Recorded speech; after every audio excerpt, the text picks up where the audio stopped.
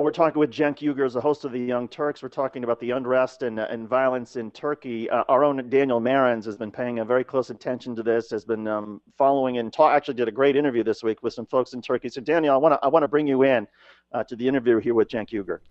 Yeah, hi Cenk. Cenk, in the past, it seems like a lot of the dissension against Erdogan has come from sort of the traditional secular, perhaps some would say elite in Istanbul and other cosmopolitan centers, the Kemalist sort of movement, the people that really treasure Ataturk's legacy.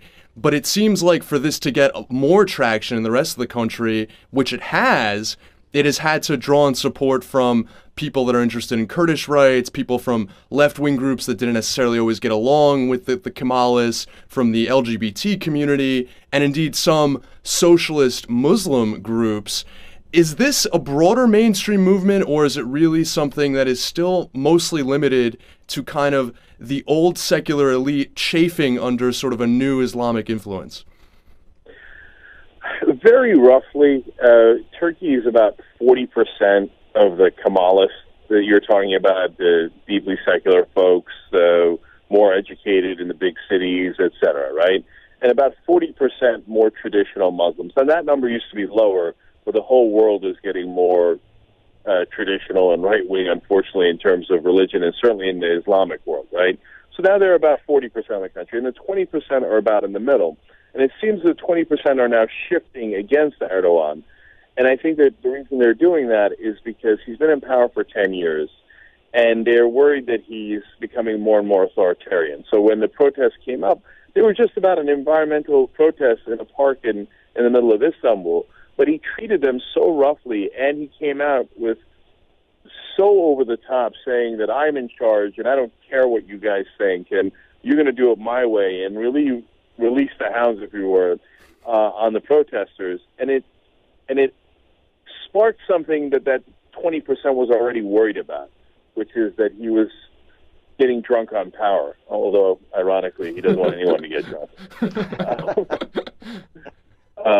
And so I think that's why he's beginning to lose the majority to some degree. Now, he had his guys on the streets when he came back into Turkey earlier in the week, and they were chanting, "Don't test our patience." Ooh, that's an ugly chant. So that frightens a lot of people.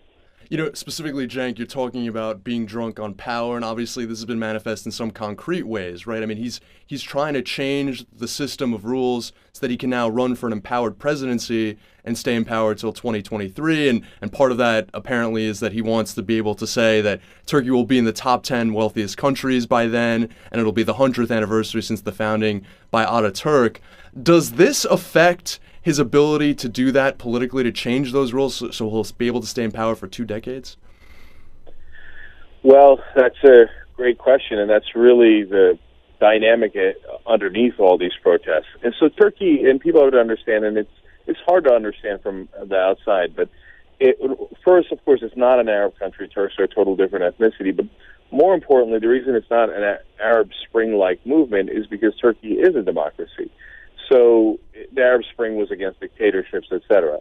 Now, at the same time, when you say, I won't be prime minister anymore, but I'll be president, and the president will now be more powerful than the prime minister, which is what Erdogan wants to do, so the line starts to blur a little bit, and it reminds you, of course, of what Putin did in Russia. And, that's what people are concerned about. They say, look, we want our democracy, we want a secular country. Now, on the other hand, Turkey right now is in the top 20 economies in the world. I think they're number 17. So is it feasible that they can get into the top 10? Yes. So people want the good times economically to continue. And by the way, the opposition has been grossly incompetent over the last 10 years. So people don't know who to vote for, but they're growing uncomfortable with Erdogan. Some of the elections are next year. I honestly don't know which way they're going to go.